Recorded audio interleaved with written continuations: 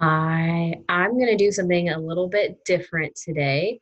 I'm going to read a mindful poem to you. So I don't want to get into it before we get there. I just want to read it and then we can maybe unpack some things after. So go ahead and put on a mindful posture, preparing to listen. If it helps to close your eyes, go for it. If you'd rather not, that's okay.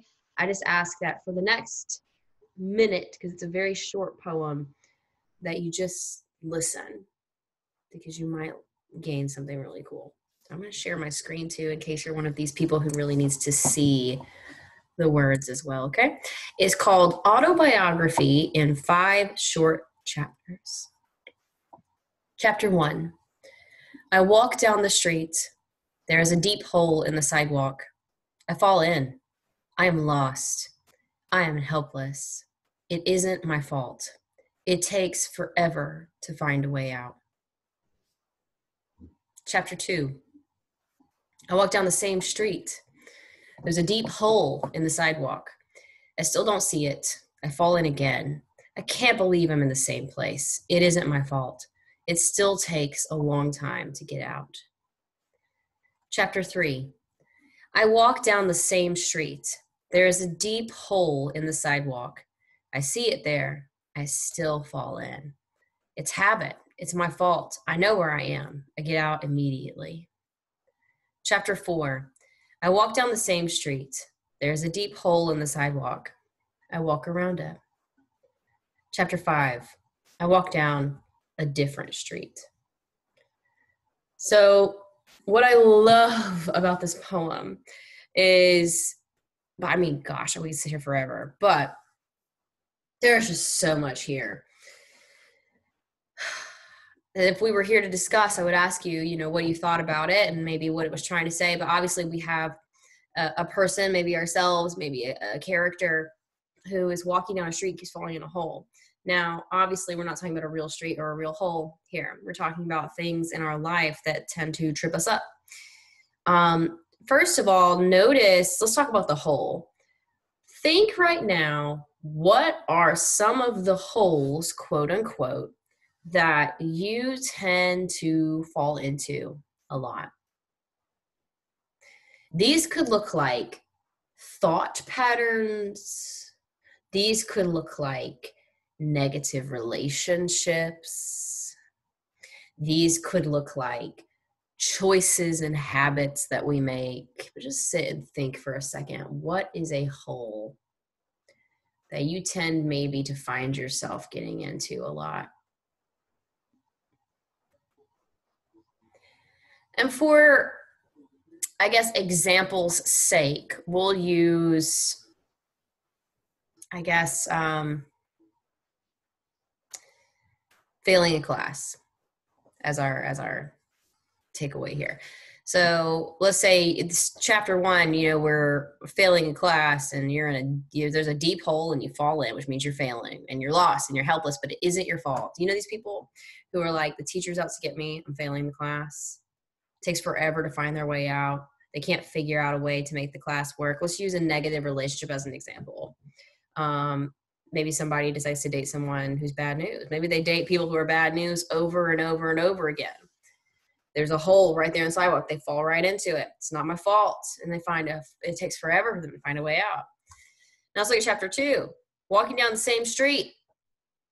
There's a deep hole in the sidewalk and they don't see it and they fall in. Can't believe they're in the same place. I can't believe I'm failing this class again. I can't believe I'm ended up dating this person. It's the exact same things happening all over again. But it isn't my fault and it still takes a long time to figure it out, okay? Also, I like how it takes many times to figure it out. We don't figure it out on the first try. And even if you don't figure it out on the first try, that doesn't mean you failed. You try again, right? We learn every time we grow. Chapter 3, I walk down the same street. There's a deep hole in the sidewalk. I see it there, but I still fall in. I see what's going on, but I still ended up there. I see that I'm starting to make some choices here that maybe I'm not taking care of my business in this class and I might end up failing it again. Or maybe there's some red flags to this person I'm dating or this friendship I'm trying to make. I kind of know this person, but it's a habit and it is my fault. and I know what I'm doing. So I guess I'm going to get out immediately. It's like, before you get too entangled with this person, or before you really start to fail, you turn it back around a little bit. But maybe by the skin of your teeth, you've just barely made it out of the situation. That's still progress. I walk down the same street. There's a deep hole in the sidewalk, and I walk around it. I love this one. So you're going to this class, and you see, ooh, there's a chance that I could maybe start failing. I might make some choices here. I might go out and hang out with my friends. Oh, I'm not going to do it this time. Not this time. I'm going to try to stay the course. Or I could get caught up with this person. They're starting to text me. I could, but I guess I won't. And I love the last chapter. I walk down a different street. Every time we walk down the street, we're going to see that big hole, right? Now we're walking down a different street. So what does that look like? Instead of you getting into a class and you're like, oh, I'm starting to fall into my old habits and the stuff's getting disorganized. I'm blowing it off. I'm not really paying attention. Instead, we're going down a different street. So we get to class and we're like, I'm going to be organized this year. I'm going to show up to class this year. Because when you're in college, I know a lot of y'all, you don't have a choice. You've got to go to class no matter what. But when you go to college, it is a choice. And there's nobody holding your hand make you go there. But now you're showing up to class. Now you're studying. Now you're going to the study halls. Now you're asking for tutoring advice. Now you're on a different street. Totally. There's no risk of failing. There's no hole in this street. Because even if it's hard, you're not in the same place you were. Same thing's true with a toxic relationship. Walking down a different street looks like you don't even bother with those people. Because you can tell. You can tell when somebody's bad news. You can tell. You start to pay attention to those red flags. You go, I'm not going down that street. And then you find people who are going to lift you up. Then you're going to find people who are going to support you, who are going to bring out the best in you, not the worst in you. Right? You know what I'm talking about? I love this. Same thing with thought patterns.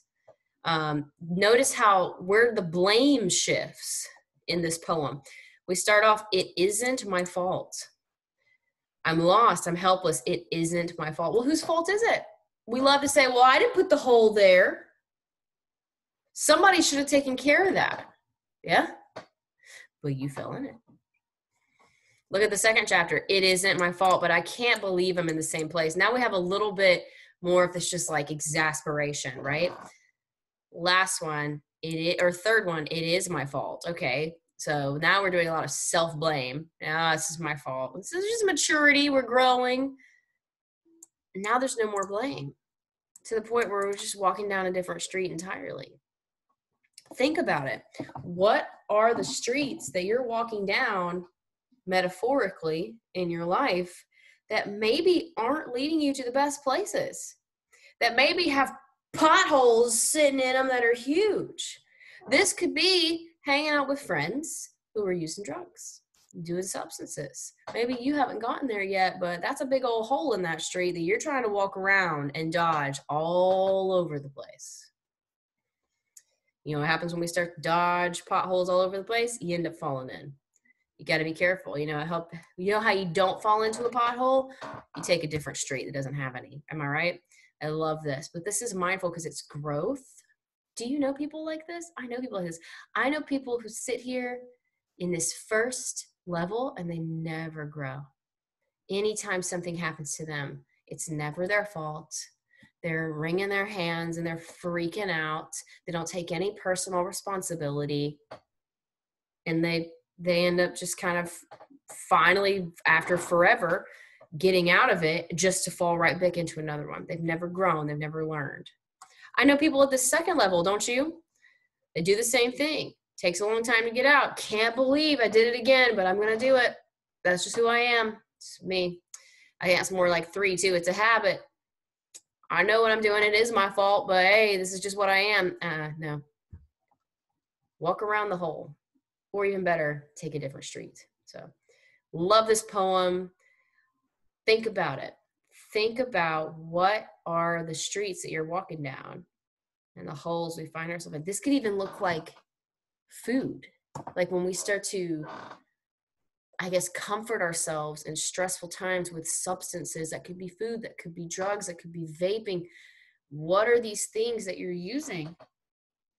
And you like to blame, well, it's not my fault. My friend gave it to me, or it's not my fault. Everybody in my family does this. Or it's not my fault. The food was there. I was sad. Okay, that's fine. When we start making it a habit, that's a problem. When we start to use it to cope, that's a problem.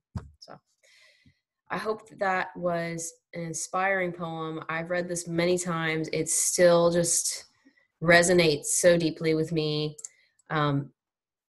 If you want to know what it is and read it again, it's Autobiography in 5 chapters, which, an autobiography is about yourself. Somebody wrote it about themselves. So I love that. It's our autobiography. It's our autobiography of growth. Everybody starts off at that first level, and through growth and maturity, we move ourselves into walking down different streets. So a little bit of a different mindfulness today, but a cool one, a good one.